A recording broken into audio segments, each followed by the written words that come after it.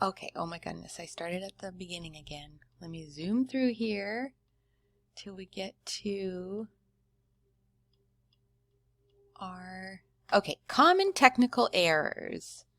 So, 6 areas to review to determine diagnostic quality. We're going to review the dentition, the ramus and the cervical spine, the nasal cavity and the maxillary sinus, the body of the mandible, the condyle, and the hyoid bone. Okay, so in a pano, the anterior-posterior positioning is really, really important. If the teeth are in front of the focal trough, they're going to be shrunken. If they're more of a problem in anterior than posterior. So if the teeth, when the patient bites on this little, oops, I want to get my thing over here. When the patient bites on this little bite stick, there's a groove for their central incisors to fall right into, and if they're right in that groove, then they should be right in the focal trough. If they are outside of it, either too anterior or behind it, then things are going to either look, big and blurry or shrunken. And it happens mostly in the anterior area. So superimposition of a spine on the ramus is another issue as well when it comes to setting up your patient. So you can see how the spine is like crazy in this image. We shouldn't see this much of the spine. And we really can't see the ramus at all. I mean, there's just nothing really, it's all black. So when the patient is biting down, anterior-posterior positioning, teeth behind the focal trough are enlarged.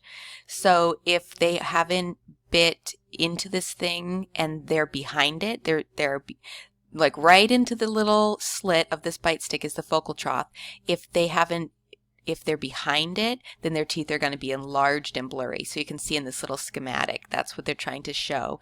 And then in this image, they're like super blurry. You can't even see the anterior teeth at all. More of a problem in anterior than posterior. Again, so you can see the posterior teeth are not as distorted. It's more of a distortion of the anterior. So if teeth are behind the focal trough, they're enlarged and blurry. If teeth are in front of the focal trough, so that she went past the little notch and she's biting in front of it, then the teeth are shrunken. And that's what this is demonstrating. The teeth are shrunken. So you got that little sweet spot where you got a little line where you want the central incisors to bite right down into. So in front of it, they're shrunken. Behind it, they're enlarged. And then condyle of the lateral borders off the film. So also because they bit in the wrong place, the condyle doesn't show up as much either on the film. Okay, so the occlusal plane is the next thing. We want a very slight curved upward smile. Radiograph shows a gentle smile if occlusal plane is correct. Keeps the roots of the maxillary teeth away from the shadow of the hard palate. So the hard palate's way up here, and so it keeps that the apices away from the shadow of the hard palate. And we want a gentle smile line. So let's see if there are some examples. So occlusal plane, the patient's head is tilted is tipped down too much.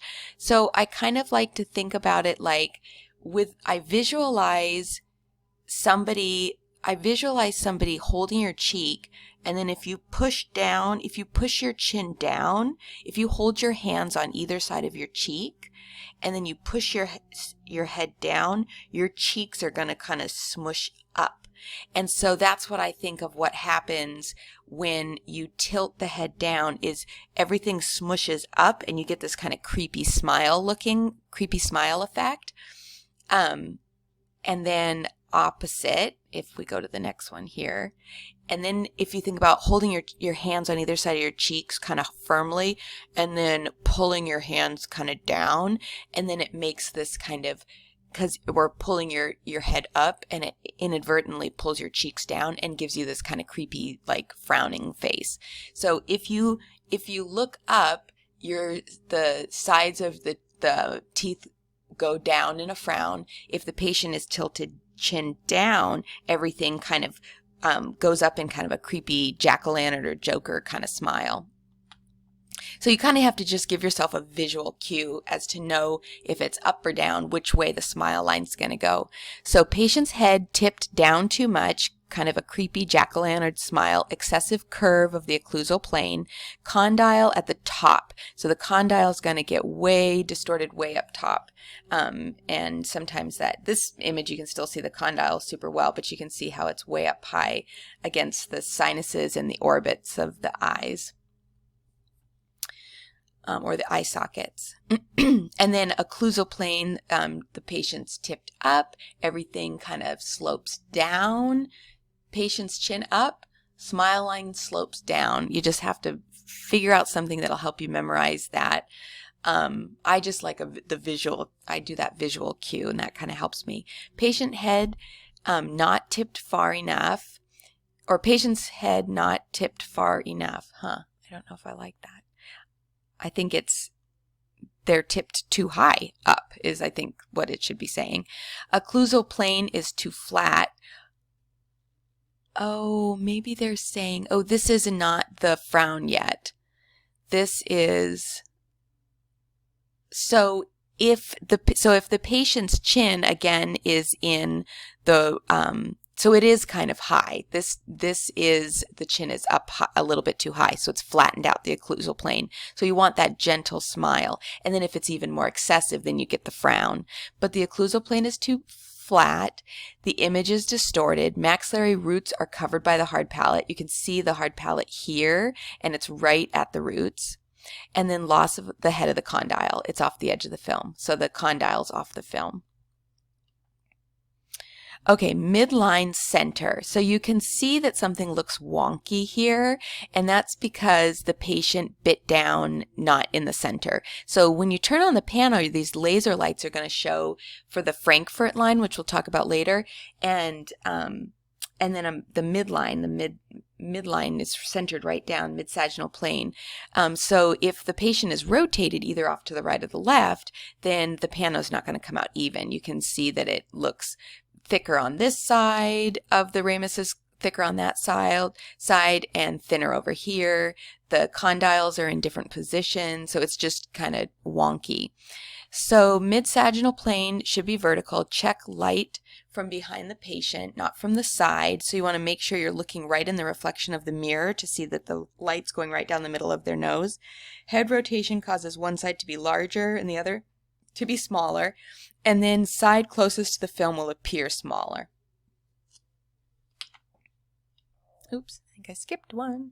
Okay, and then the cervical spine needs to be very straight. So there's a normal cervical spine curvature. We can see that here. Our spine kind of curves, but the spine must be as straight as possible to minimize the shadow. So the patient really has to shoulders down and stretch out their neck like a turtle stretching their neck out of their shell. And we want their chin to stay at the appropriate level at the same time. So there's a technique, and you guys will see that in the video, the tutorial video that Amy created a few years ago to show how you can get your patient to stay nice and straight up and down, and then not have them move into a place that you don't want them to.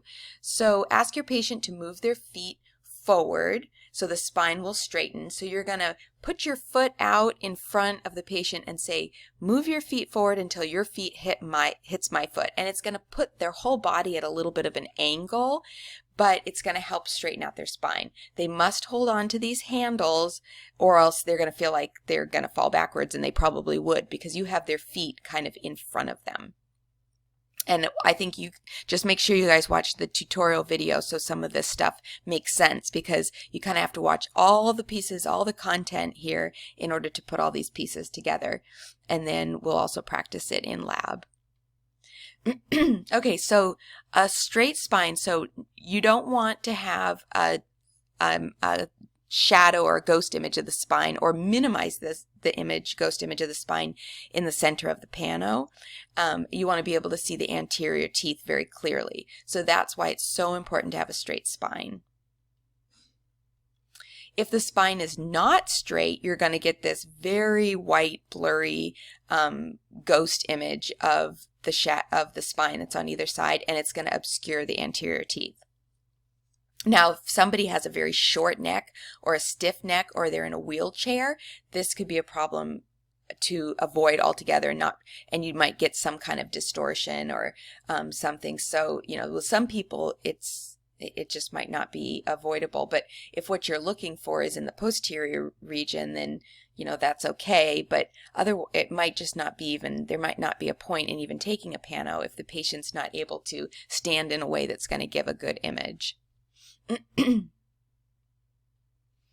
Okay, panoramic radiology. So tongue on the roof of the mouth. So if the patient does not stick their tongue to the roof of their mouth from front to back, I mean like get as much of your tongue on the roof of your mouth. A lot of times we say swallow, because when you swallow, your tongue goes up there, and then we say hold it there. So after you swallow, hold your tongue up there. Don't release your tongue. So swallow. So go ahead and try it. I just did. So go ahead and swallow and feel what it feels like to get your tongue to the roof of your mouth and then hold it there.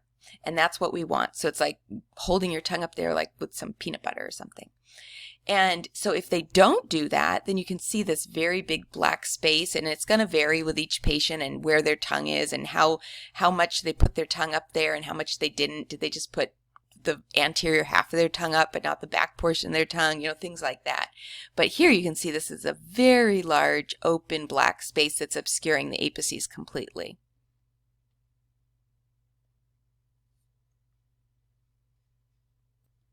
I love this pano. It's so clear, but there are some errors in it. So let's look and see what we can find. So I'm just going to read this narrative down here that's, where's my mouse? Okay, so this panoramic radiograph shows several errors and discrepancies. The chin and the occlusal plane are rotated downwards. So you can see there's a little bit more of an exaggerated smile, a little more of a creepy smile. So that's that you put your hands on your cheek, and you kind of push your chin down and your hands up, and kind of gives your lips that creepy smile. So then you can imagine that's what's happening to the teeth in a pano. So chin down, more of an exaggerated smile. The positioning error leads to another error in the mandibular anterior region. So the apices of the mandibular anterior teeth are out of the focal trough. So because they were down, they had their chin down too low, they had this area, you can see it kind of just blurs out the mandibular anterior apices. So it's kind of out of the focal trough and it's kind of blurry. The roots of the mandibular incisors appear smaller than usual. They're kind of blunted, so they look kind of short and blunted. Another error in this image is with the position of the tongue. So we have the tongue over here. The tongue must contact the hard palate throughout the exposure. So because the tongue is here, we have this dark airspace right at the apices. Where did I leave off? The shadow of the airspace obscures the periapical areas. As the head is rotated downwards, the condyle are pointing toward the midline of the image. So the condyle is kind of pointed in a little bit of a funny way. The hard palate appears curved. So this is the hard palate, and look, it's looks like a bird flying in the sky. And usually the hard palate is more flat. So the hard palate appears curved due to the same positioning error. Because of the same positioning error, the base of the middle cranial fossa is displayed in this image. So that would be up in here, the cranial fossa. Normally you wouldn't see that, but because the patient's head was tilted down, you see some parts of the skull as well. So, and just little FYI here, I think you can see the hyoid bone here, and that's really clear. So I thought that was, and there's the ear canal. You can see the ear canal really clearly here and here, and you can see like the earlobe. So just pointing out some other things, that airspace, that glossopharyngeal airspace here and here. There's just some things that show up really nicely, even though there's errors in this image. There's things that show up really nicely. We see the zygomatic arch here as it comes across here, and oh, actually no, is that here? Or no, that's here. Yeah, that's the zygomatic arch. So nasal septum. So there's just things, maxillary floor of the maxillary sinus, the orbit there. So there's just a lot of things in this particular pano, even though there's errors that I feel like are kind of easy to see. That's something too. What is that called? Oh gosh, it's on the tip of my tongue. I don't have it in front of me. Okay, well anyways, we'll be looking at more of these. There's the mental foramen. You can see the mental foramen really well. And then the inferior alveolar nerve canal. I don't think I said that totally right. But there's just lots of things here that you can see that are kind of fun to look for. So I really like this one, even though there's errors, I like the clarity of it. All right, moving on, patient motion. So another error is if the patient moves. Look at the whole border here, the border of the mandible, and look how wavy it is. Or look here, it's like, wow, like totally like the teeth jumped out of the mouth. And that's, everything is distorted right through here, and that's because the patient moved. So effect depends on the type of the motion, if it's vertical or horizontal, once or continuous. So this patient obviously moved probably a lot, I think, and this was just maybe once, because over here it looks pretty good and then it looks like they moved. So maybe the Pano machine hit them and scared them or something, or maybe they were just like scared the whole time or was moving their tongue around. I don't know. It's hard to say, but they did something funny. So let's look at a couple errors here. So this is kind of a funny one. So do you notice anything about the teeth at all? Anything jump out at you? This isn't really, this is sort of an artifact error, but there's no roots. So these are obviously dentures, and they never had the patient take out their denture. So that is just something that might happen. That goes along more with, you know, having patient remove hearing aids and earrings and necklaces and nose rings and all that kind of stuff. But I just thought that was, when I came across this image, I thought that was hysterical, because it's like, this looks so bizarre, and then it's like, oh, that's their dentures. But more than that, the one that's more in line with what we're talking about right this moment is the position of the patient's head. So if you notice, the right ramus is further away from the film and is magnified. So this is magnified over here, and the left ramus is narrow and just, you know, a different size over here. And then of course they, like I said, they left in the denture, but you can see how the width is different over here. You can just tell that the patient's is rotated. This is wider, this is more, everything is more narrow on this side. So what's the error over here? Again, we can see that there is quite a discrepancy between this side of the mouth and this side of the mouth. Look at the size of the teeth. Look at how wide and blurry, and then how these are kind of small. So the patient just wasn't centered again. This is all magnified, and this is kind of shrunken down a little bit.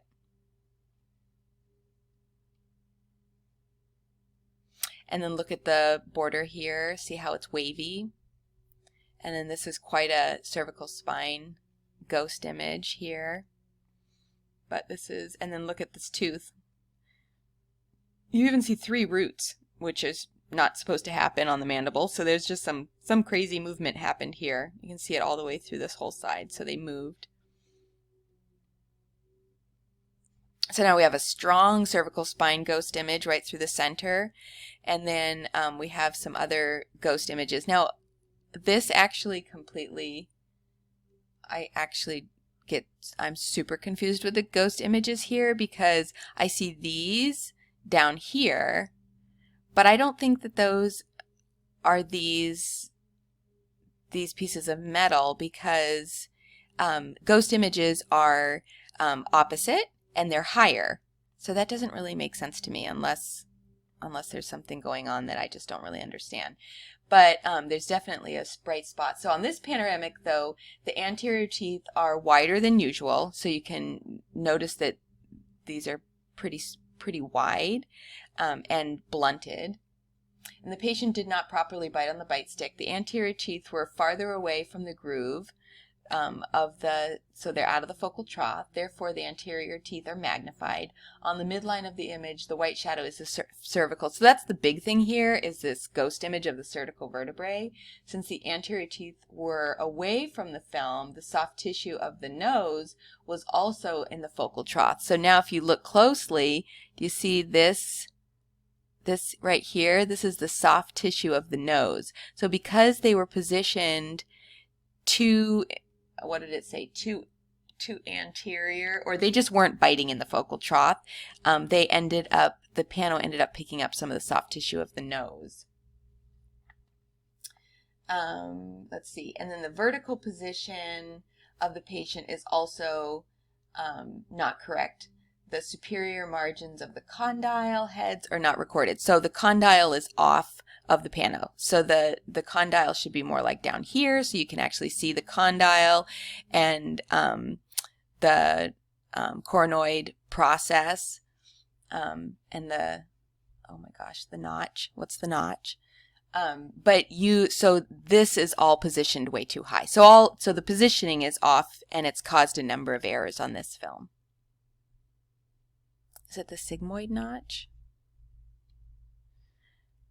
Okay, let's see. So proper processing the film. Let's see, 20 minutes. I'm going to stop here, and then we're going to come back to the processing.